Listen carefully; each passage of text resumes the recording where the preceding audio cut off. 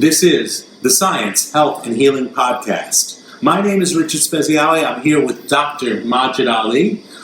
We're sharing the same room for a change. Usually we do this not long distance. Right. So it's very nice to see you and be with you. My pleasure.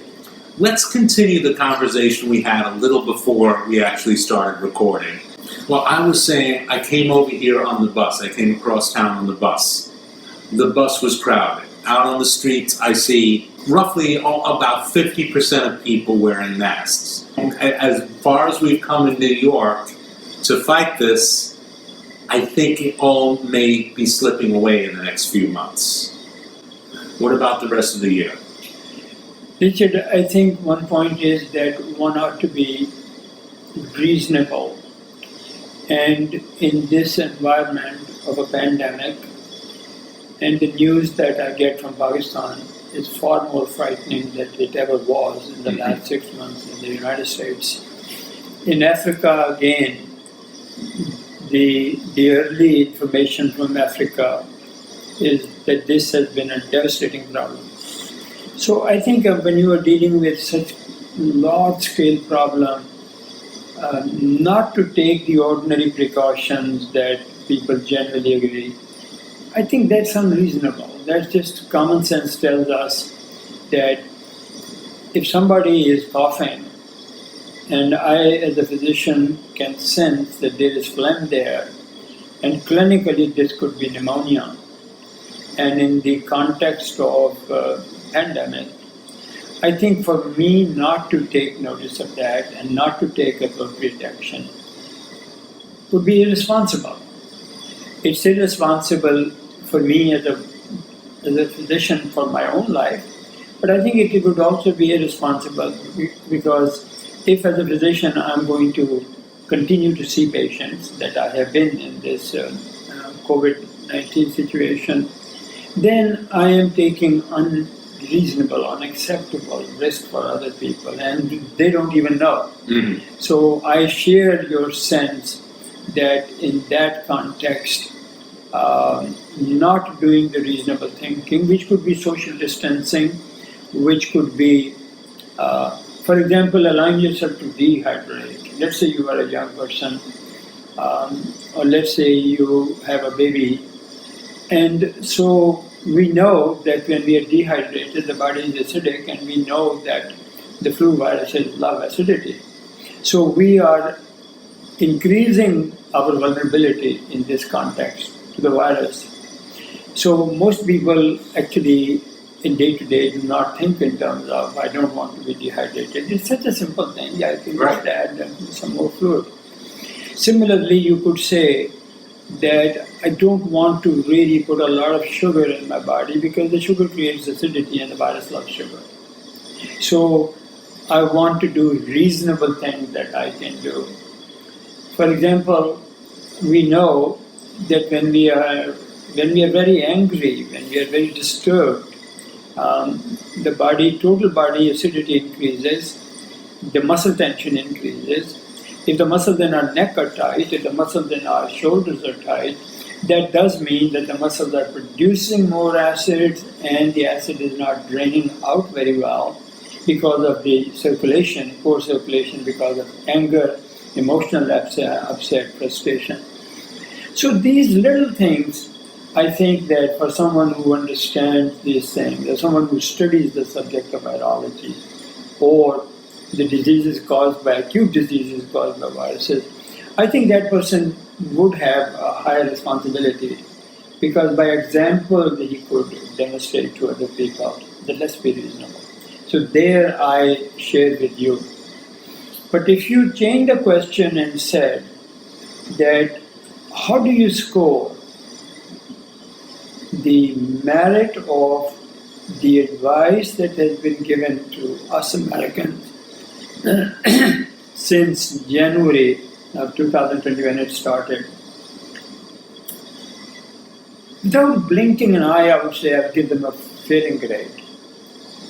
And just to interject, I have only from yourself have I heard warnings about the dangers of dehydration and stress in relation to this disease. I have heard nobody else in the media, nobody else online, and I absorb enough of that to know. I've never heard anybody else mention that. Richard, our staff and myself, we have not diminished our service to our patients through COVID-19. 9 of our patients did become COVID-19 test positive. Mm-hmm. Not one of them needed to go to the hospital. And of course, not one of them needed ventilator. All of them had illness very similar to the illness of seasonal flu. And they may have taken a few more days to get better, back to work. But none of our patients became sick to a degree that it would be a matter of concern for me. I should explain what I think was happening. These were patients who had consulted us, some of them 5 years ago, some of them 2 years ago, with, let's say, rheumatoid arthritis, let's say with asthma, let's say with uncontrolled diabetes. Now, whenever people talk about the mortality of flu virus, inevitably they will say that the people who lose their lives to flu viruses are the people who are compromised. And the first thing they invariably say, I've noticed it, that they would have diabetes, then they go to asthma, and then they go to immune inflammatory disorders, and then they may go to whatever else reason it is. It all depends upon our level of understanding. It all depends upon our sense of health and absence of health. Whenever I see a patient, invariably in the first visit, my first question often is, how was your sleep last night? And then they would often try to change the subject and go to something else because there's something else on their mind. They're ashamed, they're embarrassed. But I'll bring them back to sleep. Yes. The other question that I try not to miss in my office visit with my patients is, what was your breakfast? Mm-hmm. One of the other things that I don't like to miss in my visits with the patient is to lean over and look at their ankles. Now, why do I do that? I've been a student of medicine now for 62 years. And fortunately, my circumstances allowed me to be in company of very knowledgeable physicians with very strong credentials. So, for me not to consider these simple things, which can make a huge difference, that an ordinary flu virus, you don't even waste 1 hour of time. Ask me this simple question, that did you ever take flu vaccine? The answer is not. In fact, it were my patients who were asking me, nor do I give flu shots to our patients in my office practice. So there is something that you would say that this is a financially negative impact on our practice if a doctor decides we are not going to offer flu vaccine. Right. If somebody does specifically ask me, then I would say, okay, I will order a dose for you and I will give it to you. But I don't give it, I don't take it myself, I didn't give it to my wife. And very simply, why not? To answer this simple question, I wrote a book in 2014. The title of that book was The Rooster, the Bird Flu, and the Imperial Medicine of the New Empire. The book was about Spanish flu of 1918, which is a record holder of having taken 75 to 100 million lives. And because we were in World War I, because the Department of Defense had excellent records, because many of those people actually were frozen after they lost their lives in cold weather, Alaska for example, the scientific community went over there, exhumed those bodies to study the virus antigens. So for those, and there were also American missionaries who were working in Indian subcontinent. And apparently they kept a very good record as who got sick and how it spread and what was the outcome of that. So for those reasons, this number of 75 to 100 million people, which is quoted often, I think this is as reliable as any number could be because there is information coming from diverse sources and there is a concordance of that information, which increases our confidence that it is true. So now, you ask me why didn't I ever take flu vaccine? Because I was constantly looking at what was happening to my patients who took flu vaccine and what happened to many of them who did not take flu vaccine. It was quite obvious to me at that time that the people who got hurt badly, they were the people who have serious so-called underlying condition. I mentioned diabetes, I mentioned asthma, I mentioned severe autoimmune problems. You can say congestive heart failure, add to this.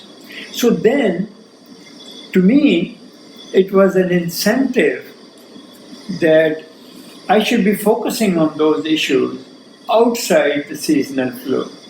When I know that seasonal flu is going to increase the mortality and it's going to happen every year.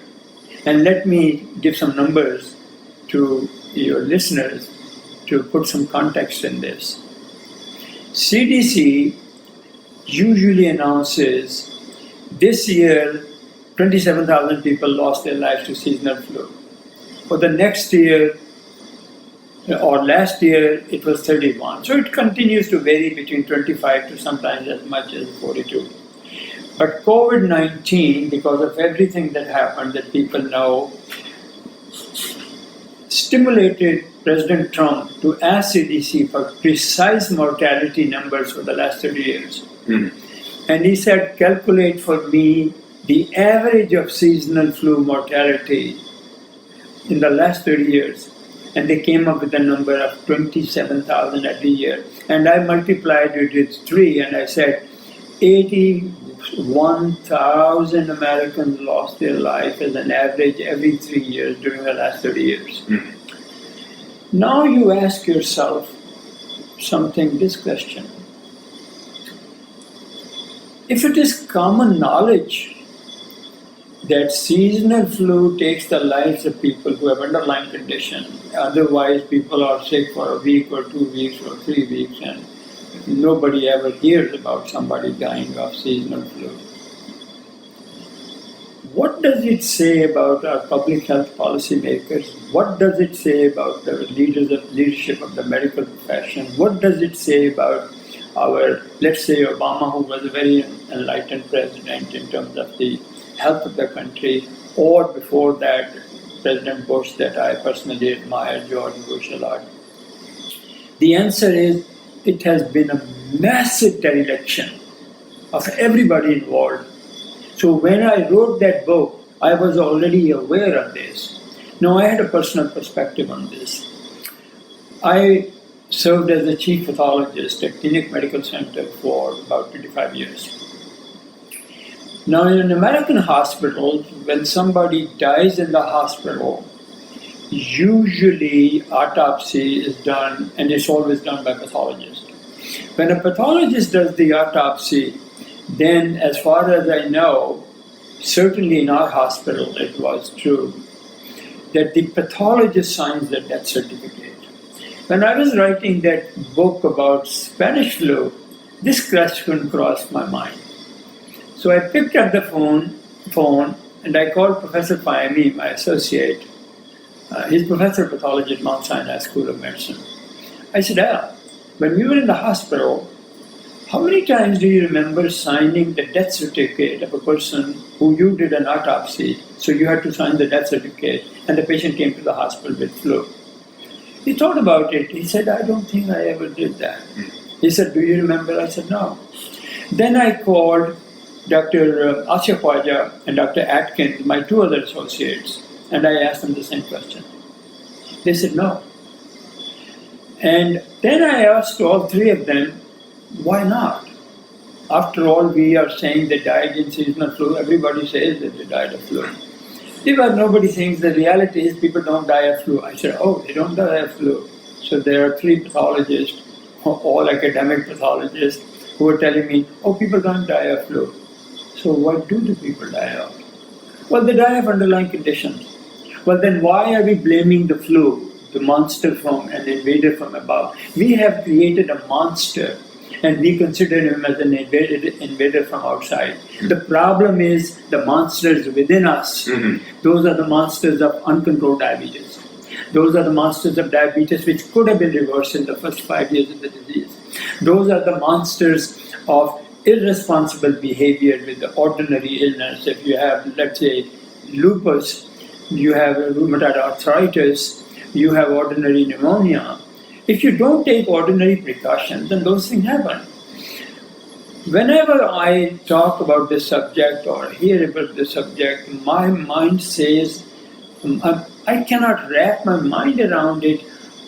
How could my profession be responsible for such enormous dereliction that 81,000 people, Americans, die every 3 years as an average with a disease, which they themselves say is because of underlying condition. Well, why don't you treat underlying condition, for God's sake? Why do you have to live this? So when I said that in our practice, the people who became test positive Corona-19, not one of them went to the hospital. The reason, as I explained to them, we had taught them ordinary things to improve health. So they were prepared. That's right, but they were trying to prevent acute exacerbation of the diseases that they had. For example, lupus, rheumatoid arthritis, asthma. So, I think, Richard, there is a deeper problem. The profession profits from disease. The profession does not profit from health. As I found out, my first certification was in surgery, you know that, in London, 1957. My second and third certifications were in surgical pathology and clinical pathology. My fourth certification was in environmental medicine. Then I had certification in nutritional medicine and environmental medicine. So my point is that as I was going through this, I realized that study of disease is an altogether different subject than study of health. It so turned out that in my extended family, my grandfather lived to be 101. My maternal grandmother lived to be 101. I never saw them go to a gym because they were in Pakistan and Pakistan cannot afford the gyms that we have in America. Yes, they ate natural food because there were no pesticides. And I'm guessing they didn't spend a lot of time on a couch watching television. Exactly right. Yeah. Okay. So now, for me, this was a wonderful opportunity. And at that time, I was also started working on my book, Oxygen and Aging. So my focus was on the subject of aging. And at that time, I had clearly identified that oxygen is the organizing influence of human biology and must be accepted as governing all aspects of human biology and aging. So that book, by the time I finished that book, I was absolutely certain that the study of disease is an altogether different subject than study of health. And study of disease, for example, with my background, as I just mentioned, and I taught at Columbia University for about 24 years, I never heard a lecture on what is health. If you go to United Nations and the World Health Organization, WHO, they say disease is not an absence of health. Well, that is actually a positive step. That's good. But it still doesn't tell people what health is. Right. So when I first wrote my article, What is Health? I tried to define health. But at that time, I was a chief pathologist, and all day long my work was with a microscope. So as I look back at that, I still looked at the issue of what is health through the prism of a microscope. Because I couldn't break this mental barrier that if I want to study health, I've got to go to my grandfather and my grandmother. And in our extended family, there were a lot of other people. There were some commonalities in that. They seem to have learned the lessons from their parents and their grandparents about what to eat, how to eat. They were all walkers, none of them were runners. Right. None of them were involved in huffing and puffing exercise. You know, when you are a walker, especially Richard, if you walk by yourself, my experience is that walking by yourself becomes a spiritual time. Because when you are walking fast, or when you are running, or you have a walking partner, conversation is about all kinds of things except the nature around you. But when you are walking by yourself, okay, your environment is the environment of trees and the natural life around you. And maybe some clouds, and maybe a sunset or a sunrise. I think that was a different lifestyle altogether.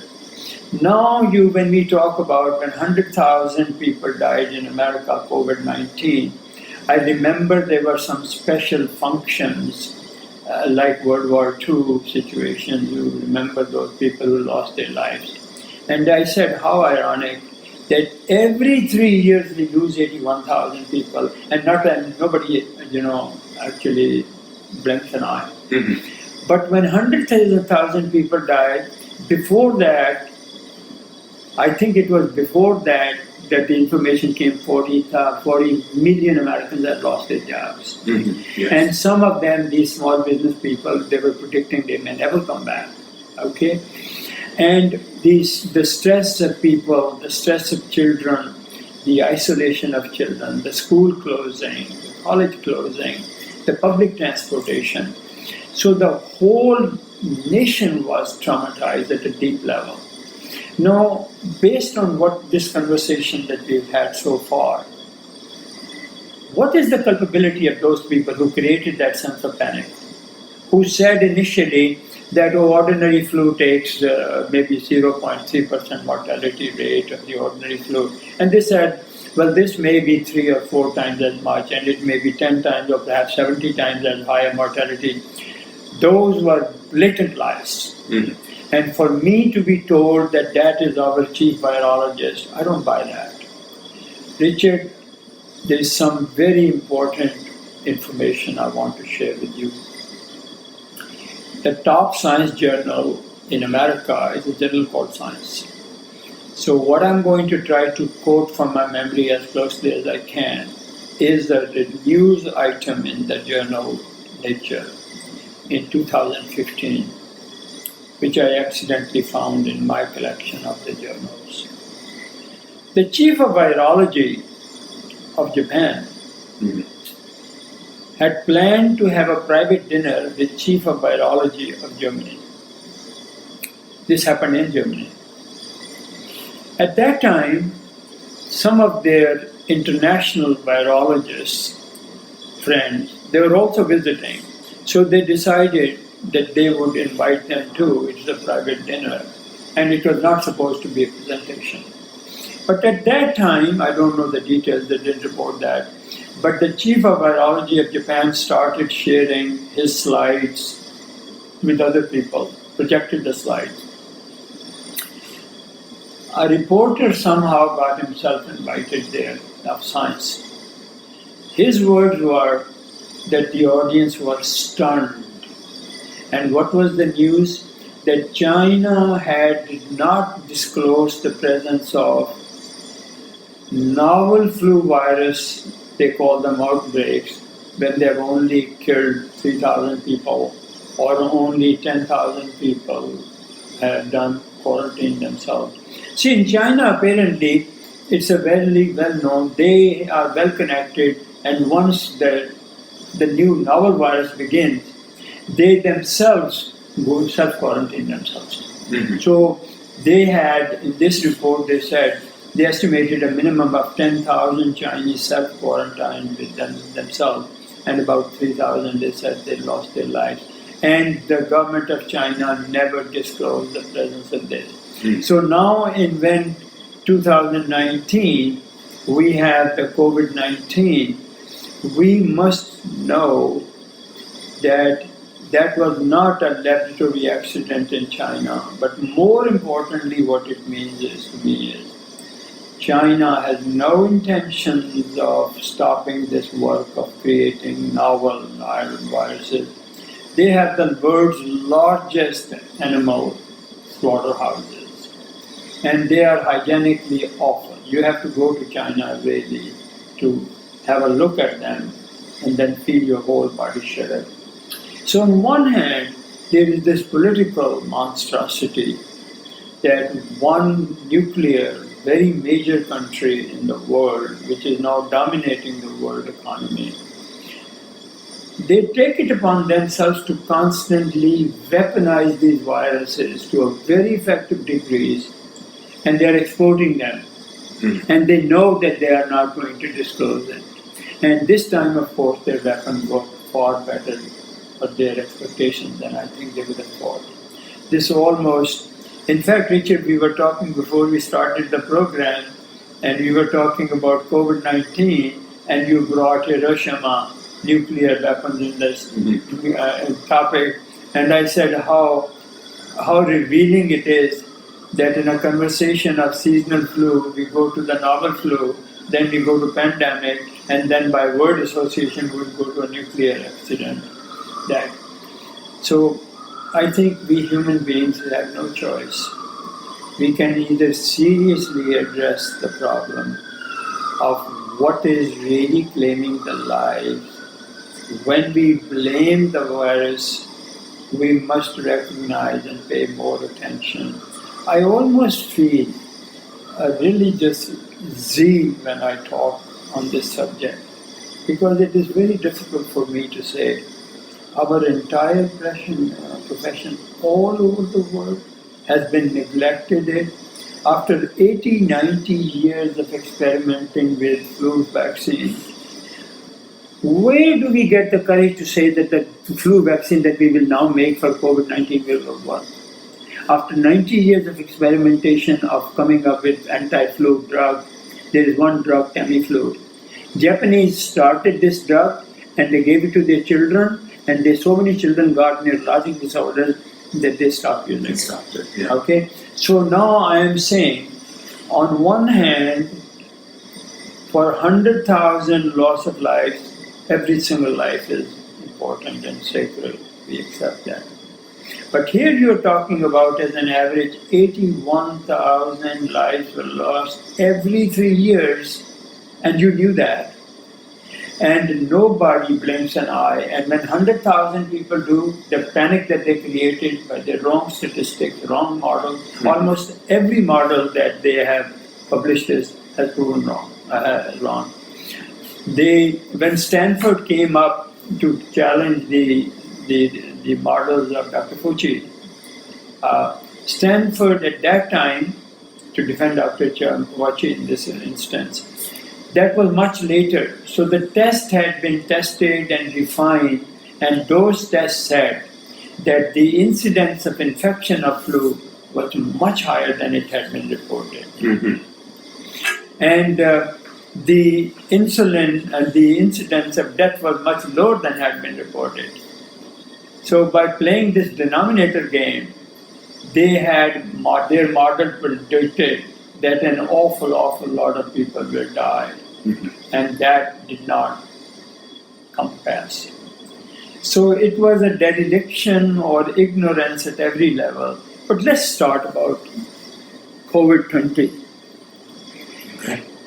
No one has to stretch his imagination to know that all these oak trees that that I can see out of the window, they are going to have their acorns. And the acorns are going to fall, and some of them are going to be into the saplings, little trees. Because that's what happens all the time. Right. That's nature. And that play of nature, we know that's called seasonal flu. So the COVID-19 genes are already blended with the genes of the previous viruses. So if there is a question worth asking, that question is, based on our imperfect knowledge to date, would the COVID-19 genes dominate the genes of the existing viruses responsible for the seasonal flu epidemic, or would it be the other way around? That would determine. But I think there is one other thing which is going to determine. There is a phenomenon in biology, or biology to be more specific, and the phenomenon is that more hosts that a viral strain passes through from one person to another person to another person, the more mutations occur and the more virulent the virus is. So it just gets stronger. It gets stronger. It gets stronger and more flexible. Absolutely. You're absolutely right. Okay. So it is a given, it's hardly worthwhile calling it a prediction, that we are going to have COVID-20. And then next year we are going to have COVID-21. And after that we will have COVID-22. There would be a difference. In future, the virology experts and the government and the public health policy makers, they will not be able to say it's seasonal flu. Because now coronavirus, if you read my book, which I read the other day, preface, the corona word is not in my book. Why? Because at that time, corona was not part of the common vocabulary.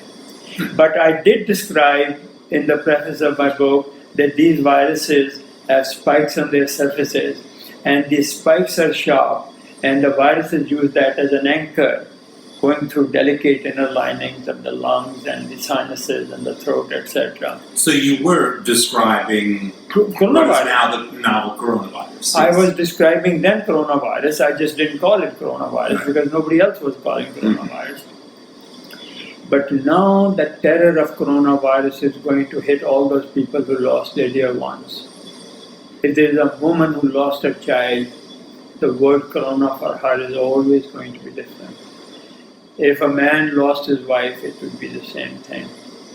Those small business people who lost their businesses here, okay, this time around the government dumped a lot of money into it, and temporarily people were dizzy because some people who were laid off, their income tripled because of the government benefits of the payroll protection thing. Bypassing that issue, that mothers don't do this thing to their children because they don't want their children to be spoiled. They want their children to be disciplined. You want to have some change? Go and deliver a newspaper, or do this errand for me. Go bring some milk for me from grocery, and so I will give you your ticket money. But I think that this thing gave intoxication to some people, and I'll give you from personal experience in our own office. Though some staff member tripled their income because of that program, and some staff members didn't even get 7% of that money which was approved, but they haven't gotten any checks. So what you are doing is you are creating a big friction in an office that three people have, and they are not working, and they are not reporting. Right. So I think that corona is going to be a part of human consciousness in America for a long time, and also in Pakistan apparently it is spreading at a much faster rate than it did in Italy, for example. And they don't have the means, they don't have, this... Well, I was going to ask you about that. I think it's, it seems like it's obvious that a country like Pakistan, or you mentioned African countries before, they don't have the same level of, they're not as blessed as us with so many doctors, medical facilities, the pharmacies on the corner, that kind of thing. But there's also all the other factors which lead to the spread of disease to begin with. Overcrowding, bad nutrition, unsanitary water or food, those kind of things. Is the virus going to, you say it's spreading faster, is that mutation happening? Yes. It's happening faster Yes. in Pakistan and Africa and other places like that. Absolutely. Wow. Absolutely. And that unfortunately increases the possibility that coronavirus, its genes will dominate the genes of the seasonal flu. And that there may be a pattern that the deaths average in 3 years would not be just 81,000. It may actually exceed much more than that. Wow. Because the virus is going to be more mutated, more virulent. There would be also an element of fear. You see, in the past, so you are not feeling well, no, but now it's just a flu. Nobody is going to say this time it's Right. The Yeah. whole hospital would be required to wear masks. Okay, this time around, next year, this September or the next year, when the word corona comes in, one reason they created these bad models were that ambulance people usually call the emergency room ahead to let them know what type of a patient they are carrying to them.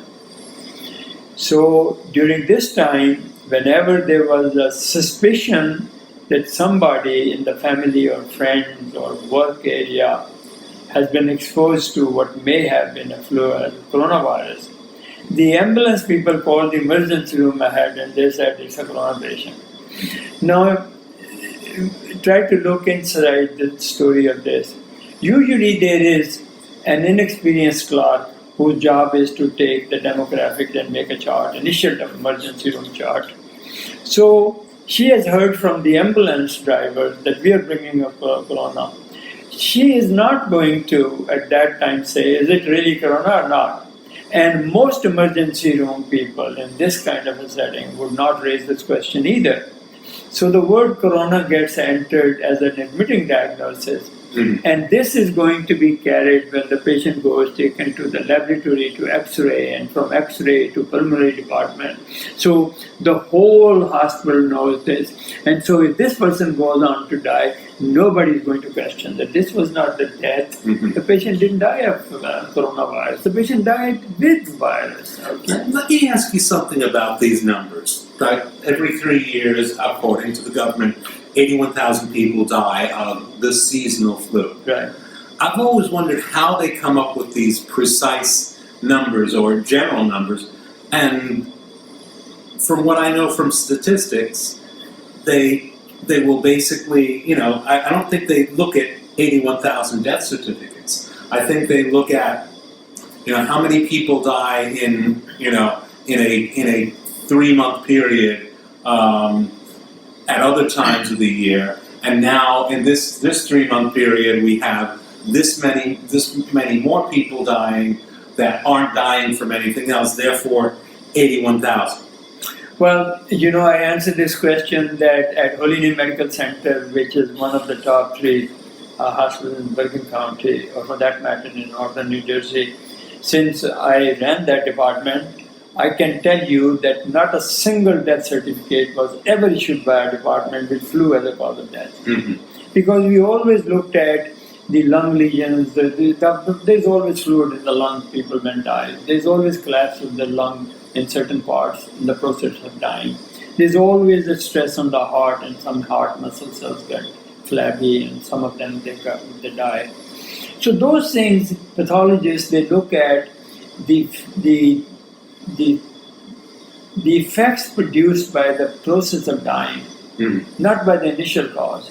So that if you were going to do autopsy on somebody who dies of cancer, for example, and you did an autopsy, and there have been autopsies in COVID-19, and what they are seeing is exactly, there is a disease called DIS, the full name is disseminated intravascular clotting, that you see clot formations and hemorrhages microscopic in different parts of the brain and the heart, all over the muscles, etc.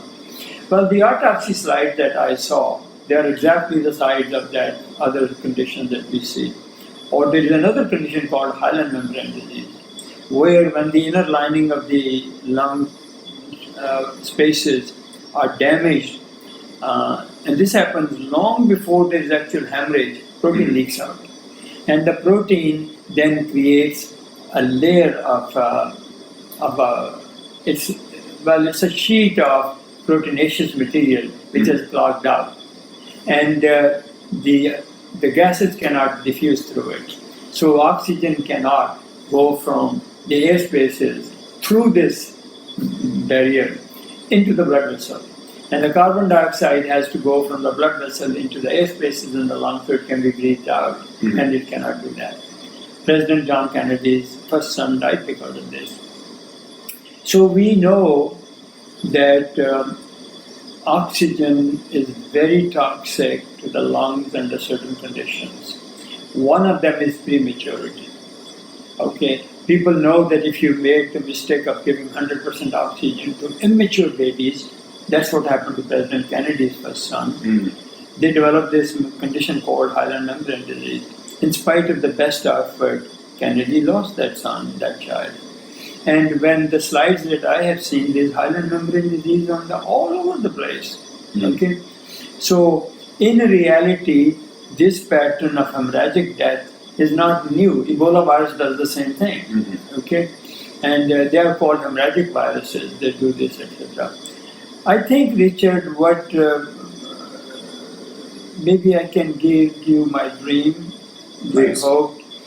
My dream would be, if my profession wakes up, my dream would be, we say now, we are going to include this situation in health education of school children, in the health education, high school students, college students. We are going to give this importance in the training to residents in various hospitals, so that everyone would know that these things are important. And I think with that kind of awareness and with that kind of an education, how many commercials have you heard of cigarette smoking that it does? How many commercials have you heard about asbestosis, for example? How many commercials have you heard about parasites, for example?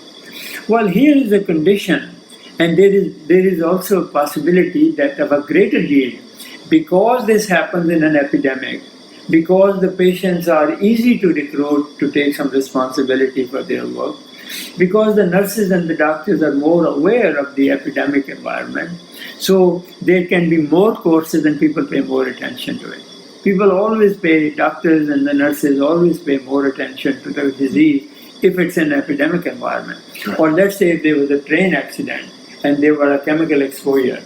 Well, obviously at that time there will be more information about, those big chemical things which blow up and they catch fire. So my hope is, and I have another dream, and that dream is that the trauma of this COVID-19 and the perpetuation of COVID-20 and 21 will expose the nakedness of politicians who knowingly took action and hurt an awful lot of people. For example, Governor Cuomo of New York, when he played as a virologist, and he said we are going to put COVID positive patients into the nursing home and the senior citizens home. Well, the report that I read, within the first 24 hours, there were more than 4,000 deaths. Okay? So here is a politician who is trying to do. I think that, and then look at the controversy that hydroxychloroquine. That's a malaria. Do you know, Richard, that when I was in medical school, Pakistan is a poor country, and this was the popular anti-malaria. Malaria is an endemic in Pakistan. Okay, so I remember at that time, in today's American currency, this would be, for a penny, you could get about 7 pills of hydroxychloroquine. And now the price is so way up there, and all the controversy. Because the big man is pushing it. That's right, yeah. Okay. So I think that politicians should really discipline themselves, that when they have no perspective, there's no clinical perspective that they have. This idea that it is our responsibility, but that's wonderful. For God's sake, surround yourself with real experts. Don't pick up Fauci, now everybody is saying Fauci is not what he was supposed to be because they are looking at all his predictions one by one have been proven wrong. But I have a different reason for I would not have suggested that Trump should take Fauci as his primary consultant. Why? Because Fauci never took care of sick people. Mm-hmm. Fauci was a person who, the real scientists, Richard, I will tell you, they wet their own hands and they do the experiment themselves.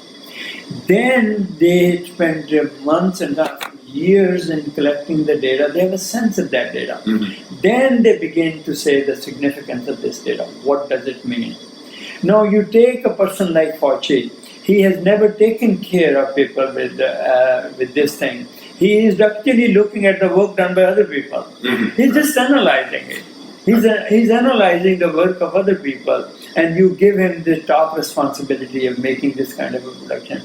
So I hope that something good will come out of it, something good for my profession, something good for politicians. They will be humbled going forward, and above all, the focus will shift from disease to health. Because these three things, the risk factors which took the lives in Corona, are eminently recognizable in early stages, but you have to do different tests. Mm-hmm. Okay, those tests are not being done because of bad habits. I mean, just I can't help but to divert for a second. It's been at least 80 years that it was recognized that excess insulin precedes the diagnosis of diabetes by 5, 10, or 15 years. It was at least 60 years ago that it was recognized that excess insulin does two bad things before the diagnosis of diabetes is made by sugar testing. One is it shrinks the brain. The other is it swells up the liver with all clogged up grease. Both of them are devastating problems. There is so much to learn in this area. But it is as if American Medical Association, Journal of American Medical Association, New England Journal of Medicine. You know, Richard, that all the stuff that I publish, I can only publish in Journal Nature, which is a science journal. It's not a medical journal. Right. Because they don't want to, because it doesn't fit in their model. Mm-hmm. Okay. Fortunately, their journals like Science and their journal like Nature, I prefer Nature for whatever reasons. They are open to making new observations which have profound significance to life in general. Life of humans, life of animals, life of trees, life of plants. Because they are more interested in the basic science of that. New England Journal of Medicine can be called as, somebody one time I used to on a radio sometimes talk about it. They said, you put down New England Journal of Medicine. I said, okay, I won't put it down. Would you do me a favor, ask them to change their name to New England Journal of Drug Medicine? Because that's what they are. It's a pharmaceutical thing, yeah. Richard, one time, I think this was a coincidence, I don't know the background information, but the chief editor of New England Journal of Medicine was Marcia Angle. Chief editor of British Medical Journal was a woman doctor. I think her first name was Margaret. I don't remember the second name. And the third prestigious journal is Lancet, and she also happened to be a woman chief editor. I think this is my guess that they had a private dinner someplace. They went for a meeting and they had a private. All three of them independently published editorials. And in the editorials, they must have spoken about it at the dinner, because in all those three editorials, the point was that these trials don't belong to us. They belong to the drug companies which pay for it. Mm. They control the data. They control how much data is published and in what format and what context it is published. Here are the three most powerful women, the chief editors of the most powerful journal, who, by pure coincidence or perhaps it was deliberate, saying, for God's sake, you are saying, they were criticizing Trump and they were criticizing a lot of other doctors, and they said, well, Fauci was saying, we don't have double-blind crossover and this is not accepted. You talk about one double-blind crossover, Dr. Fauci, why don't you read the letters, editorials written by the chief editors of this? They are saying this, these journals don't belong. These trial results on the basis of which you define what is science or not, the chief editors of those journals are saying that they are not real journals. They belong to the drug companies. Mm-hmm. Drug companies massage the data any way they want to. Mm-hmm. It's almost Alice in Wonderland in the worst possible way. So at every step, as far as I'm concerned, it's my profession's failure. Mm. Okay.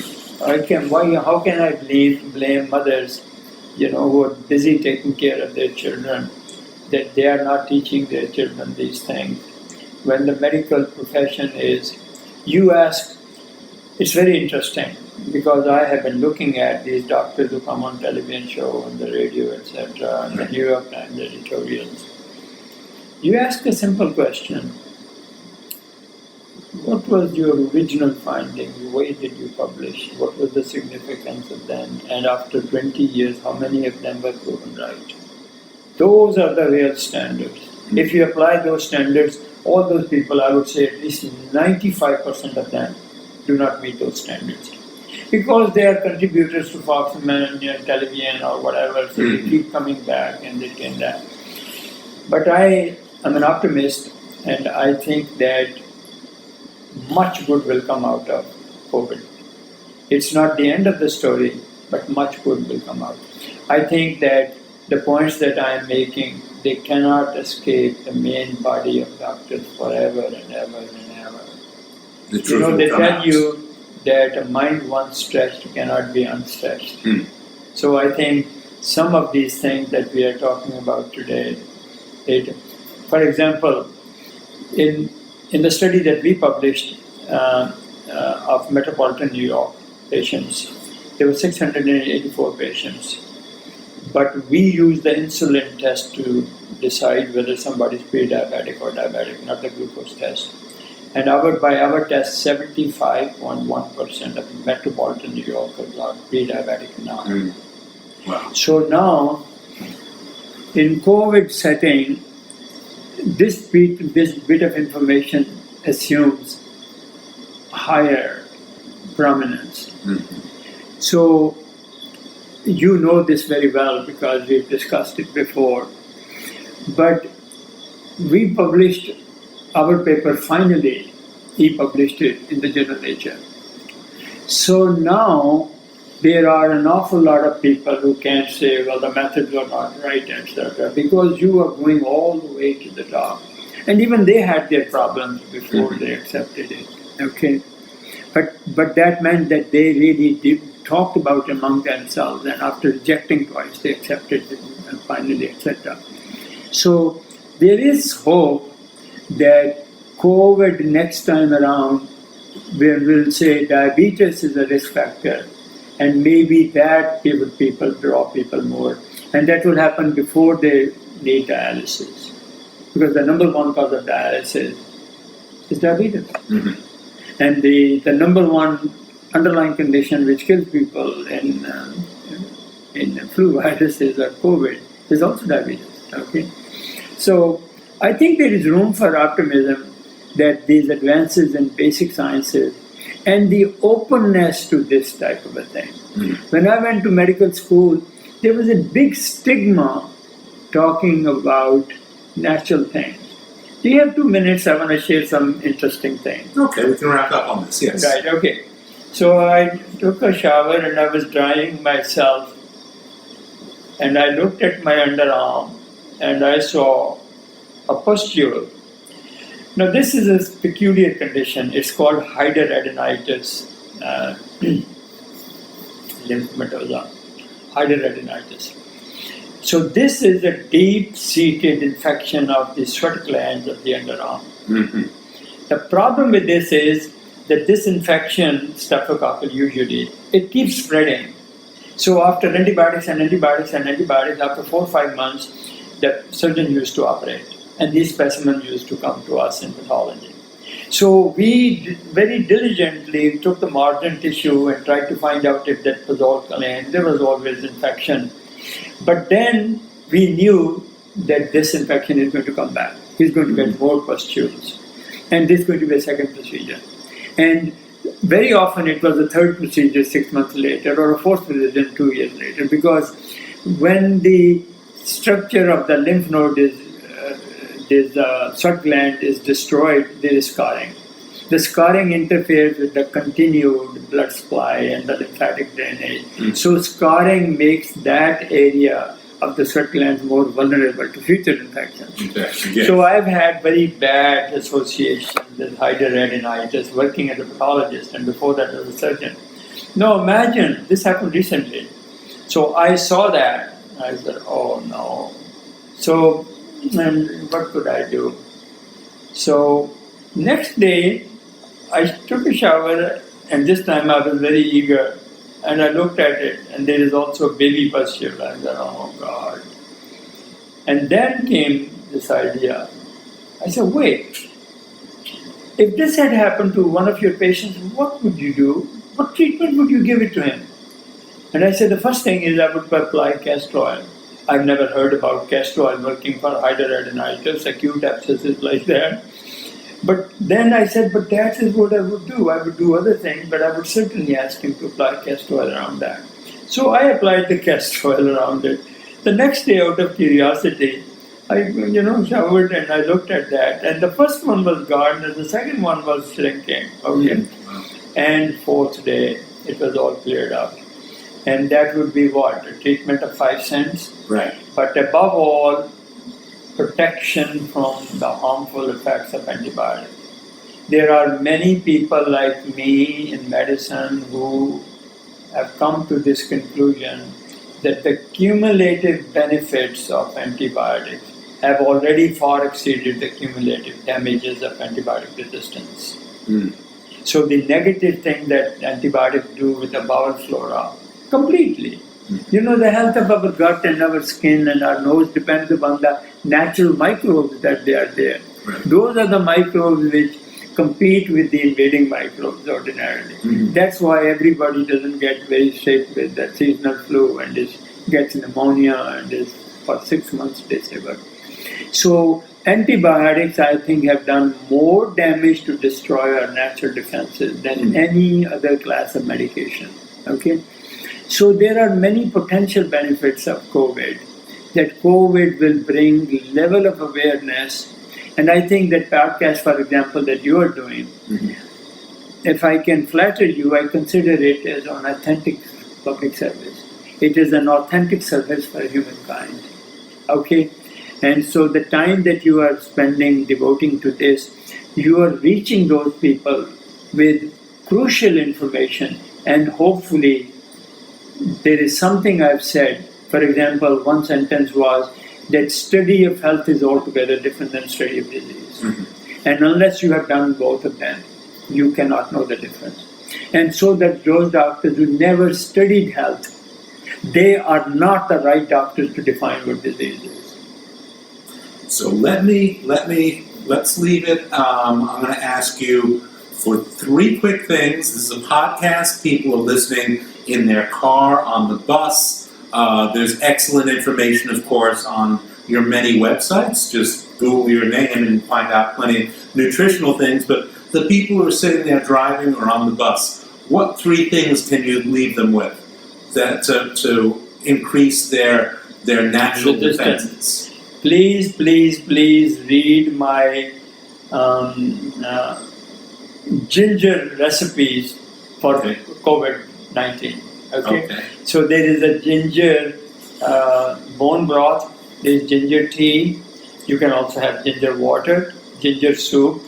And this I learned from a cluster of Muslim immigrants from northern Pakistan who settled in northern New Jersey. And when this community, which is very tight-knit, when they in the early days of COVID lost their 2 young people, they came down with cold, they were brothers, and within 24 hours they passed on. Wow. So that was a huge sadness for them. And then what happened, they found out that on the newspapers, we don't have a vaccine for it, we don't have antiviral for it.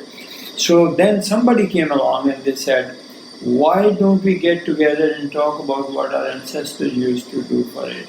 And in those conversations came the question of ginger remedies, ginger soup, ginger tea, ginger bone broth.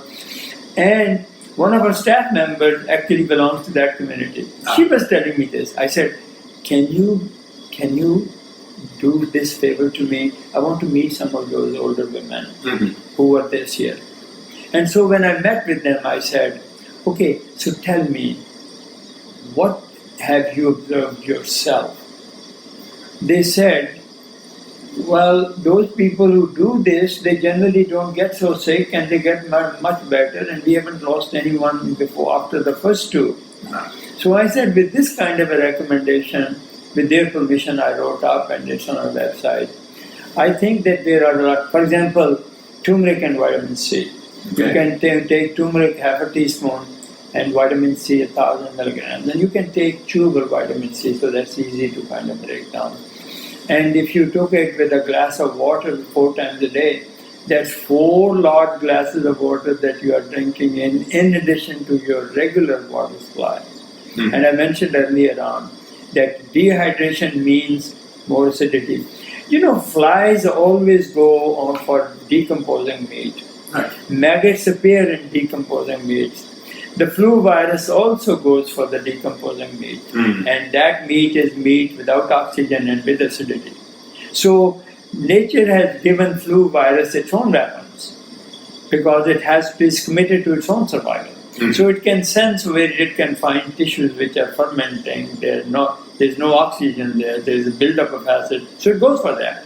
And once it gets there, its own metabolism rapidly multiplies the degrees of acidity and wipes out whatever little oxygen there was. So then the virus is attracted, and virus selectively focuses on the tissues which are more vulnerable to it. And then it creates conditions which make it more vulnerable, which is really the natural order everywhere. So you've given us a total of 4 things, including water. Stay hydrated. Right. We could continue this discussion forever. I have a page full of notes here, but I'm going to save them for next week. Dr. Ali, thank you so much for joining us, and we'll talk again on this podcast. Richard, I want to thank you because you invite me to participate in your work, which I believe truly is very humanistic work. And I hope that your words will reach many people because they're going to get benefit from it.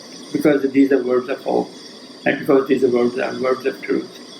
And I thank you for them tonight. You take care.